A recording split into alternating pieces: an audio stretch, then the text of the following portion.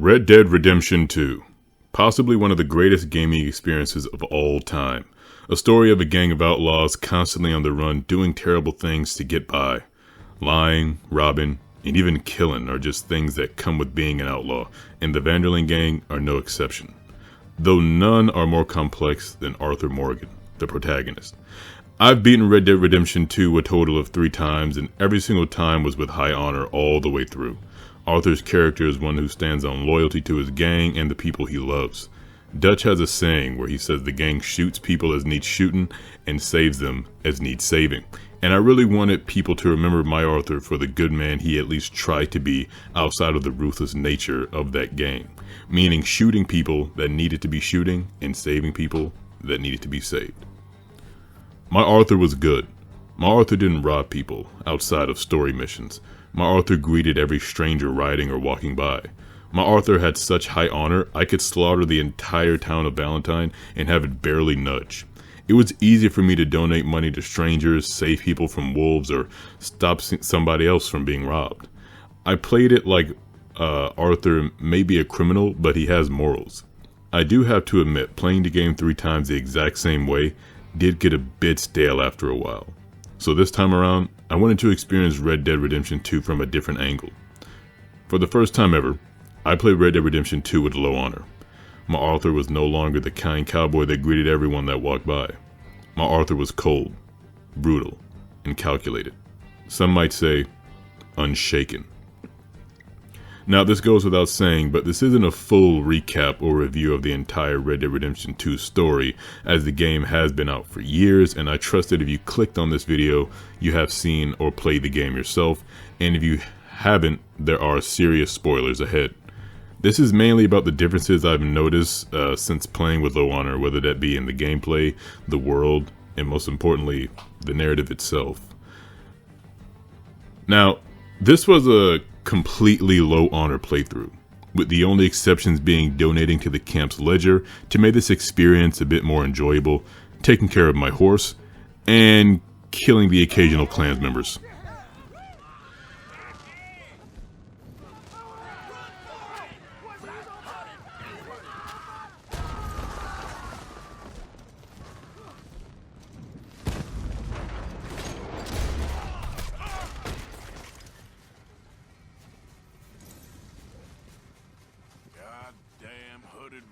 Since this was a new playthrough, with new decisions and essentially a new Arthur, I decided to change up my look.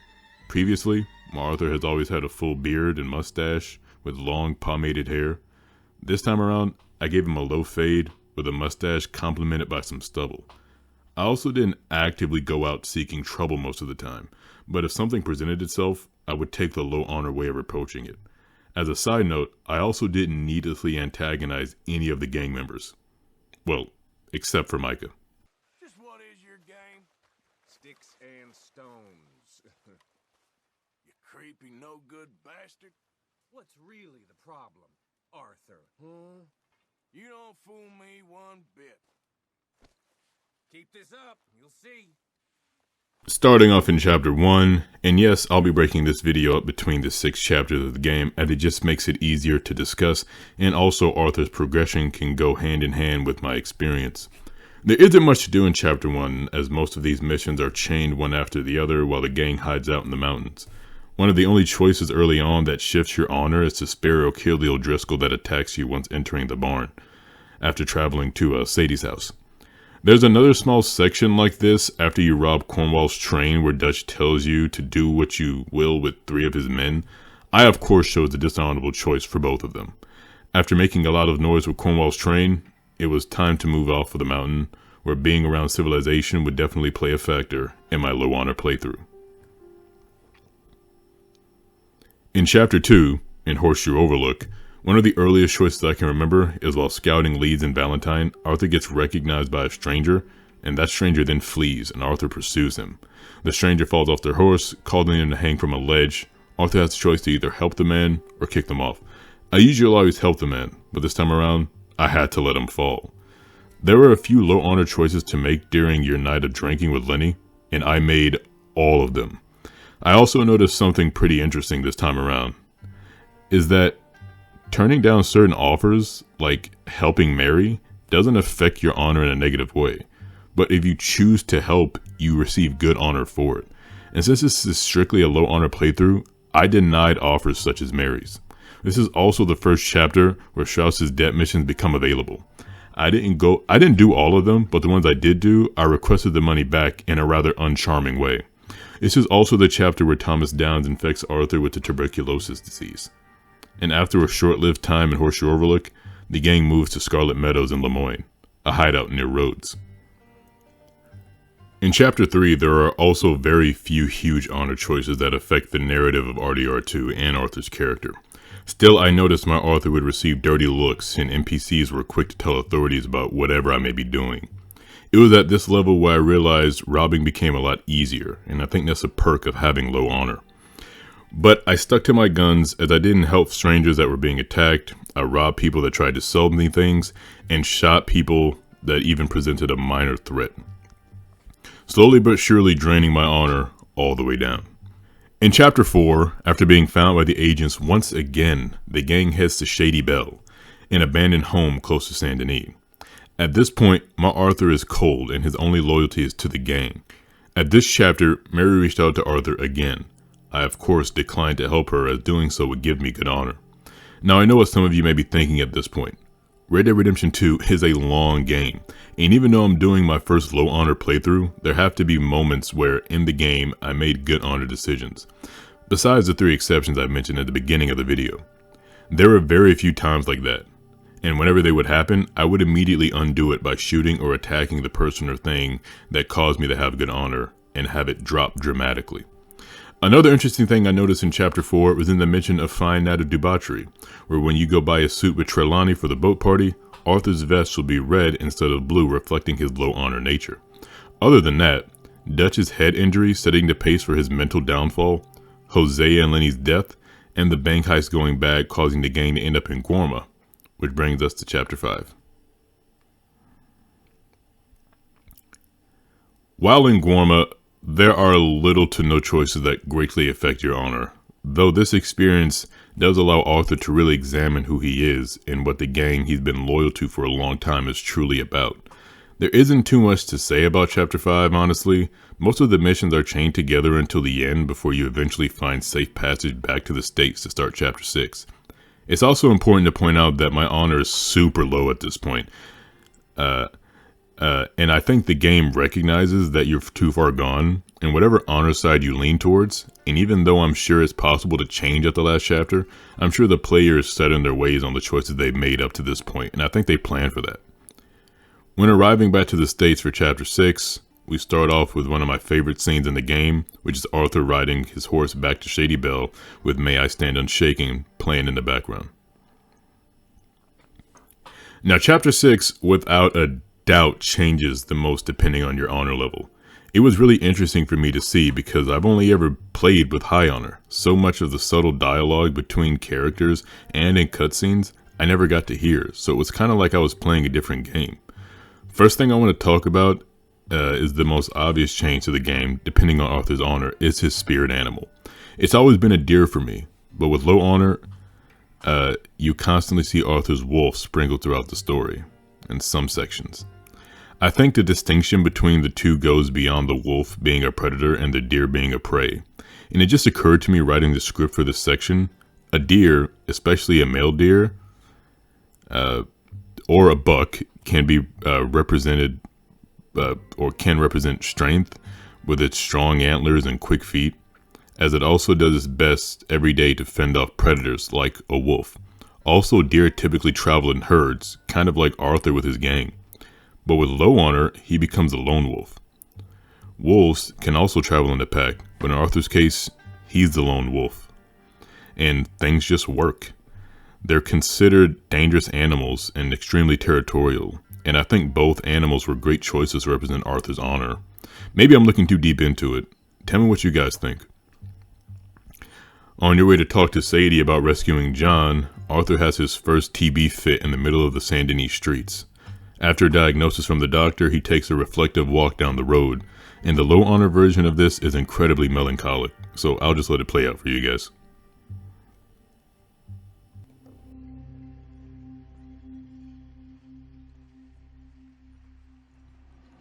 me beg you, Arthur.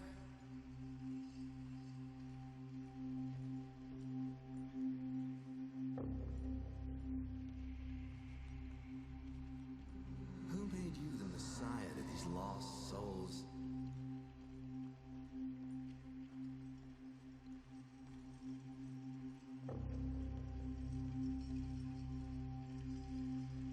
And you've as good as killed him yourself.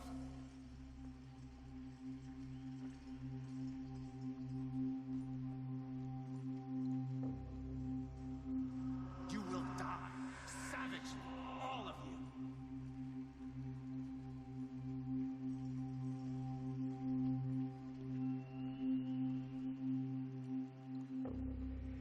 Turned into a bunch of killers, I mean it.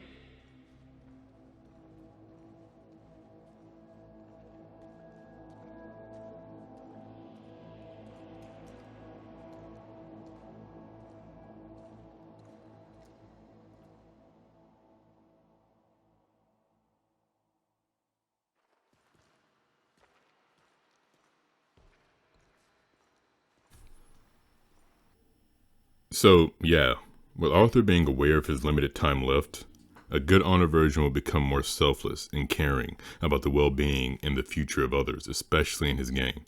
But low honor Arthur becomes bitter and more greedy, knowing he's going to die, so not really caring about what he does. One of the earliest and best examples of this is in the mission Bridge to Nowhere, where Arthur pessimistically addresses how the end of the gang is near and how he should cut and run before it's too late. Tell the truth, I ain't even sure I fully understand Dutch's plan with all this. Like I said, John, when the time comes, you go. What about loyalty to everything? You've been loyal. I've been loyal. Look what that cost. You know, all that ever mattered to me was loyalty. It was all I knew. It's all I ever believed in. Well, not anymore, John. Soon, you gotta go. Go. Don't look back. I'll think about it. Now, I've done a lot of thinking. Look at us. Out here risking our necks, and for what exactly? For a silly idea that don't even exist. How you mean? You know just what I mean. You need cash. You got a family. I need a vacation. And Dutch has all the money for safekeeping. You know something? Abigail thinks she might know where some of that money is. Well, you tell her she better make sure. And then come talk to me. And we'll find out just who and what we should be loyal to.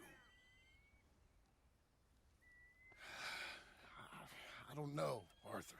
Nor do I. But I am starting to see things clearly now. And I ain't being taken for a fool no more. Now get out of here. Or how one of my favorite examples in the mission The Fine Art of Conversation, after everything is said and done in the end, if Arthur has a good honor, he will see a nun at the train station, where he will confess how afraid he truly is because of the things he's done, and the nun will provide words of encouragement. However, if you have a low honor Arthur, Reverend Swanson will be there, and he also tries to deliver some words of encouragement, but Arthur, being so stuck in his ways at this point, promptly dismisses his notions. I'll show you guys now. Reverend? Reverend. What are you doing here? I'm leaving. Running away? Yeah, I suppose so. I'm running away. I tried to make Dutch see sense, but he's very strange recently.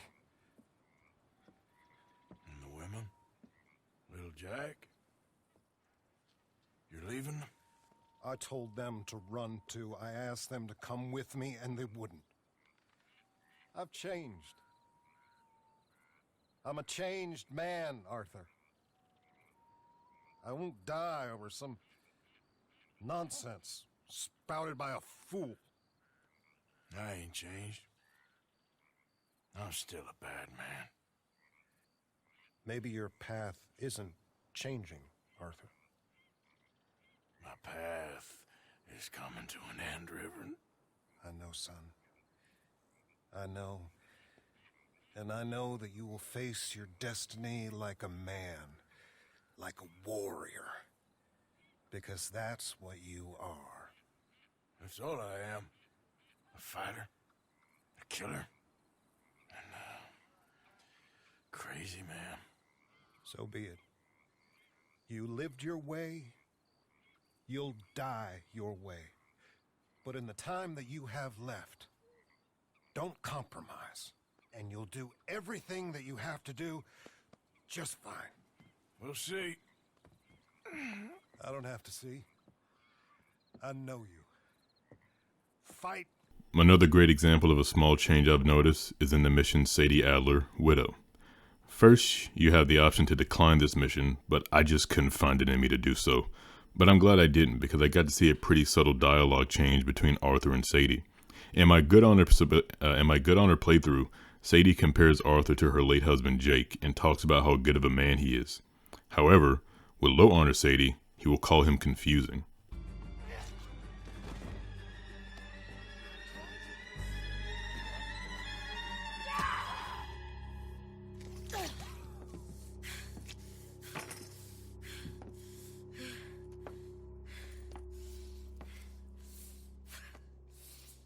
You okay? Yeah. He was a good man, my Jakey.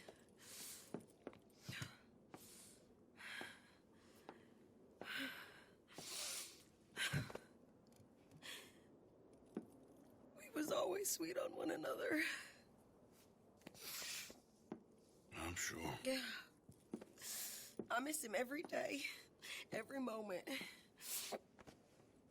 They turned me into a monster, Arthur. But my memories of him, they still pure. I ain't even got that. You know, you're a confusing man, but you might just be the best friend I got, Arthur. I know the company you keep. The competition ain't too fierce.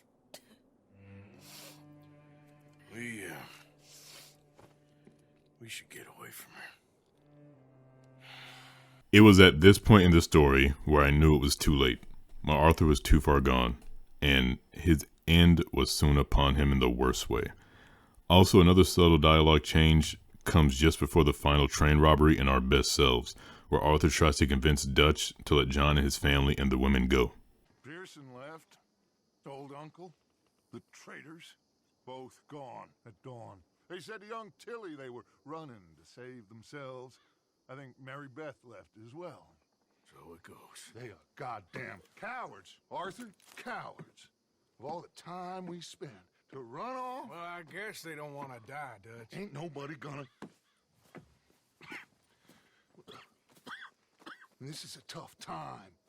And you ain't doing too well. But we, our community, we will survive. They will not crush us. I hope so. But if we let Jack and the women free, well then There maybe ain't we no can... freedom for no one in this country no more, Arthur. One more big score, we got enough money to leave. All this turmoil has the army and Pinkerton spinning. We take a boat and slip away. I don't know what you're saying, Dutch, but it seems like I've heard it all before. Just one more And there's train. always a goddamn train. Arthur, this is different. We know this is full of cash. Army payroll, money and supplies to repair the bridge that you blew. This is all going to plan. We rob Uncle Sam and we leave. The poetry of it all. What do you think? It sounds wonderful. Hell, I ain't got much to lose, but you gotta do what's right and cut some loose. John and his family, I'm afraid I have to insist. I mean, we gotta let them go, because if the Pinkertons come through again, they will kill everyone. John? Insist? Yeah. Insist. Once that mission is finished, on the way back to camp, the gang is greeted by Tilly telling them the Pinkertons have taken Abigail. Arthur tries to convince Dutch to go and save her, but his efforts fail and he realizes it's just him and Shady. Before they go, something that broke my heart is when Arthur says goodbye to Tilly. With good honor, he calls her sweetheart, trying to comfort her knowing his life is ending and this is the final time they'll see each other. But with low honor, well, I'll just let it play out. All them goddamn years. Come on, Arthur. Let's go get her. You and me is all we need. Miss Tilly. Here. Take this. You take this money, too.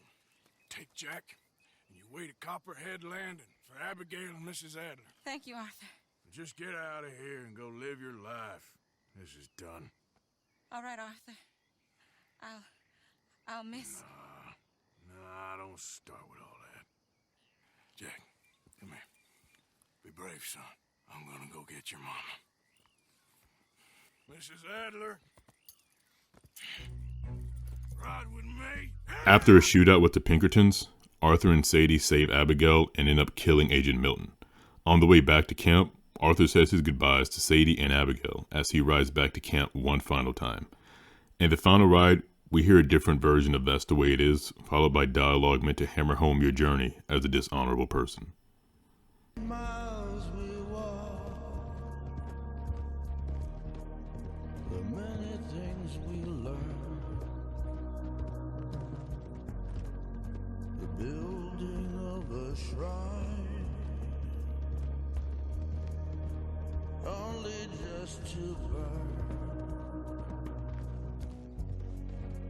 That's the way it is. That's the way it is. We are not criminals. We are outlaws.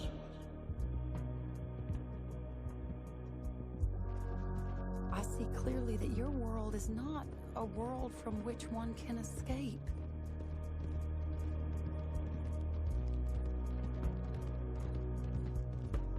May the wind be at your back.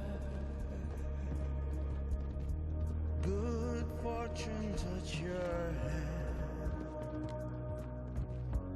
May the cards lay out astray, all from your command. That's the way it is. That's the way it is. I made a mistake. I'm sorry. You speak as if killing was something I cared about. You have turned into my son. There's a big picture here, Arthur. Trust me.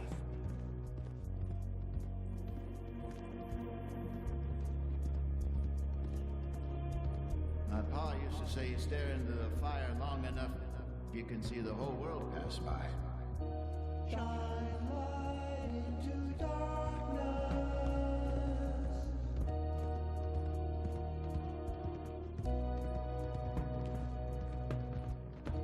Shine light into darkness.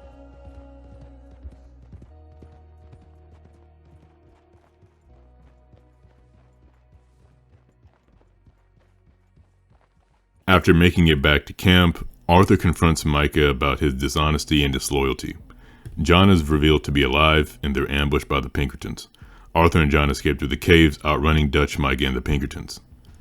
After getting to a certain point, Arthur and John's horses die, and you're presented with the choice to go back for the money or help John get to safety. This has to be the toughest decision to make, especially since this is my full honor playthrough, and I know what must be done. But something really interesting happened at this point. The option to go back for the money selected itself within like 5 seconds of me hesitating. I didn't press anything. I'm kind of glad it chose it for me because making that decision would be hard for me to do. After you make the decision, Arthur gives John his hat and satchel and simply says, "See you around, John Marston," before shooting his way back to camp. Finding the money and having a knife fight with Micah before one of the worst scenes in the game, should you choose to go this route.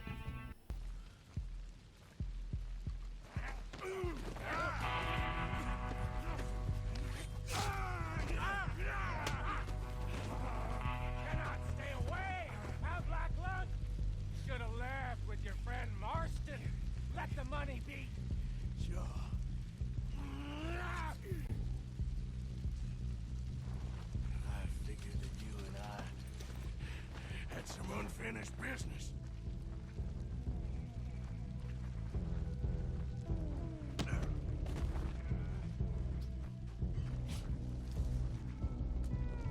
I'm gonna slice you up.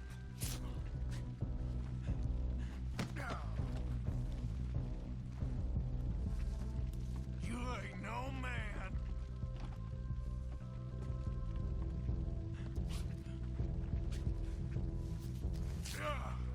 You betrayed us.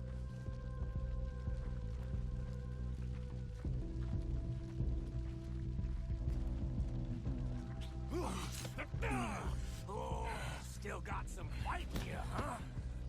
It's easy when I'm fighting a coward. That's all you got, Black Lung?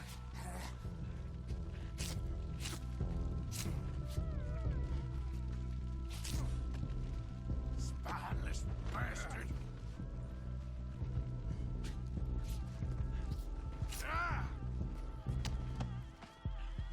Not all you got.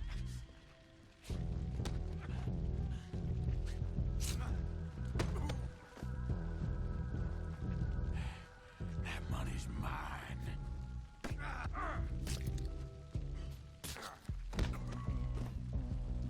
You weak fool.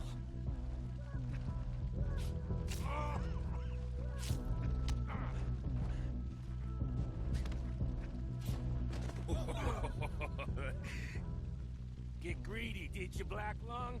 I knew you wanted the money as much as any of us. Sure.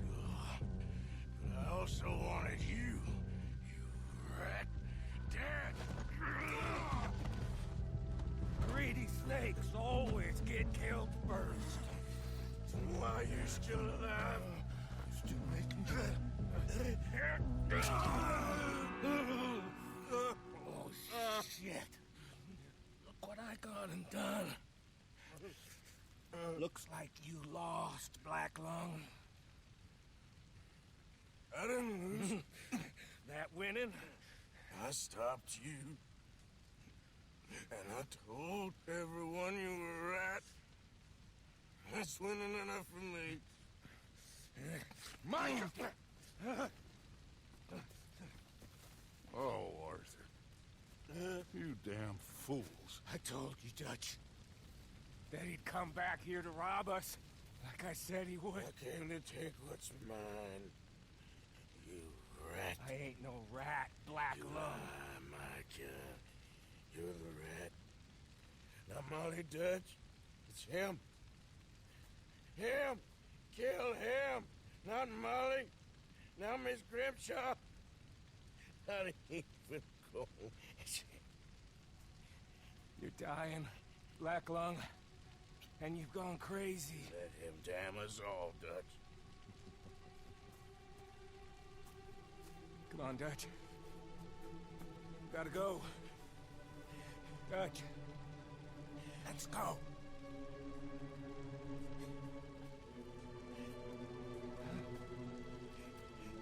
I never... Dutch!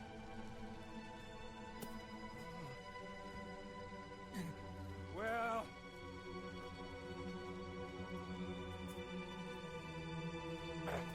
must say, Arthur.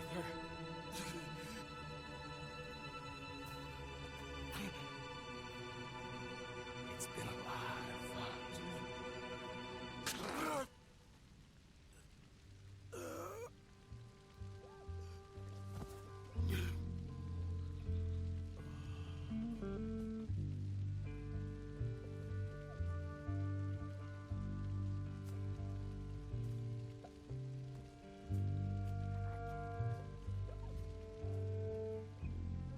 Instead of dying peacefully at a cliffside to a sunset, Arthur is quite literally stabbed in the back like an animal. We are shown the wolf one last time, reminding us of what led us to this conclusion, as Arthur's story is officially done.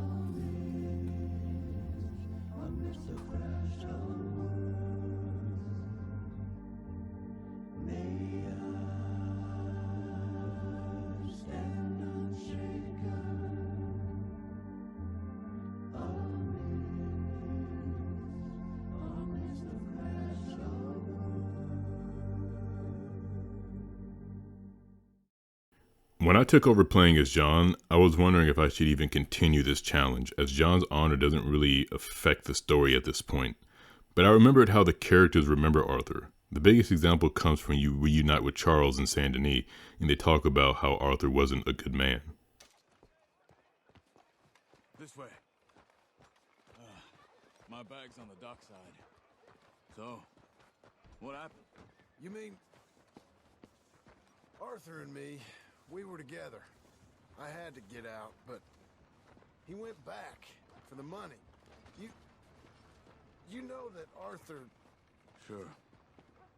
Word got to me up north, so I went back and buried him in Miss Grimshaw. I had to run. If any of us had been found, we'd have... Oh, of course. I understand. He's where he would have wanted to be. A pretty hillside, facing the evening sun. He gave me his satchel with some of his things in it.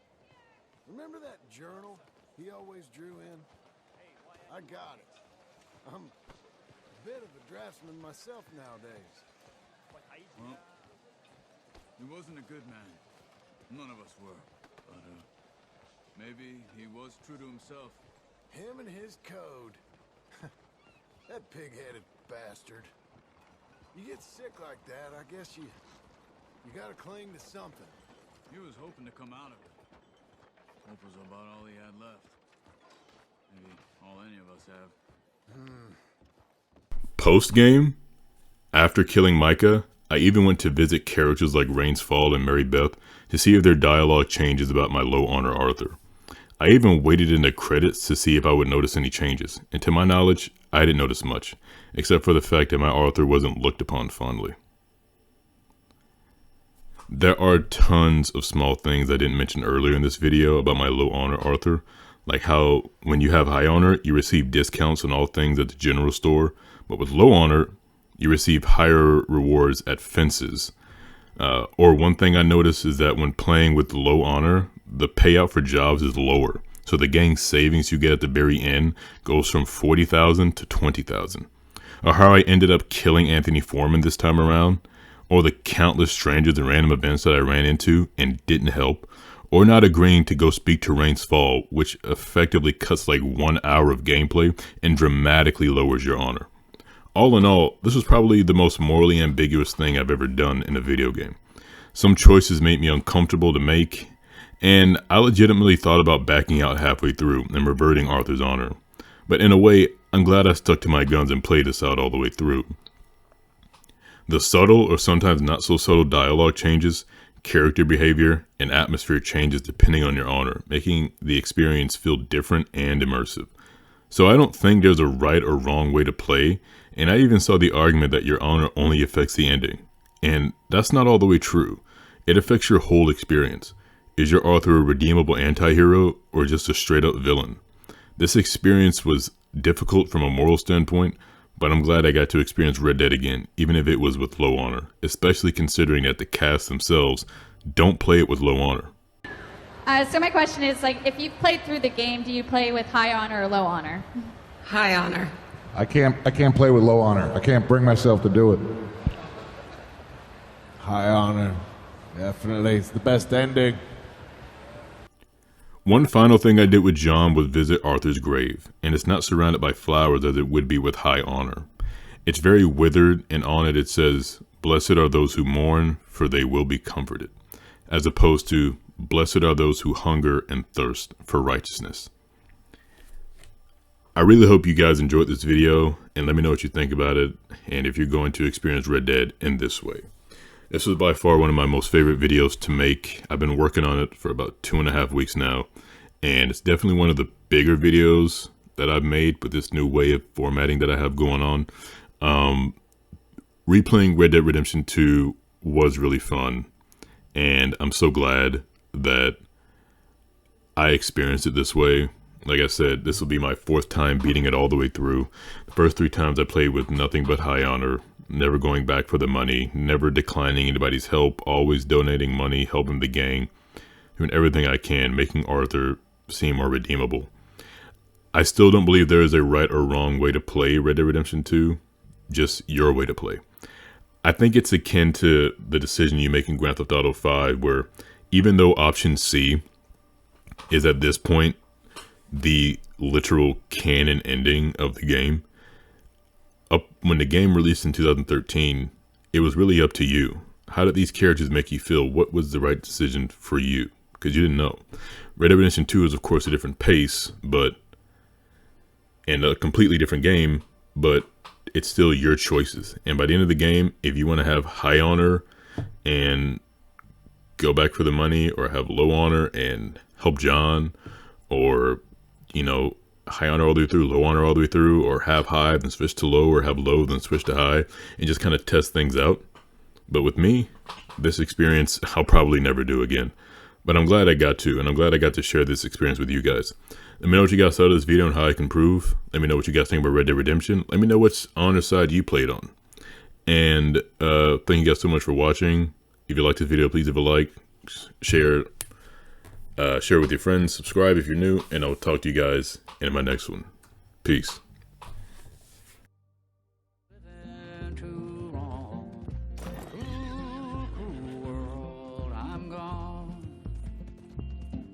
This big old world sure got me running around. I heard a voice that said, just settle down. And with the moonlight as my guide, and with this feeling deep inside, I know now that I am homeward bound. Cruel, cruel world, must I go home? Cruel, cruel world, I'm moving on. I've been living too fast, and I've been living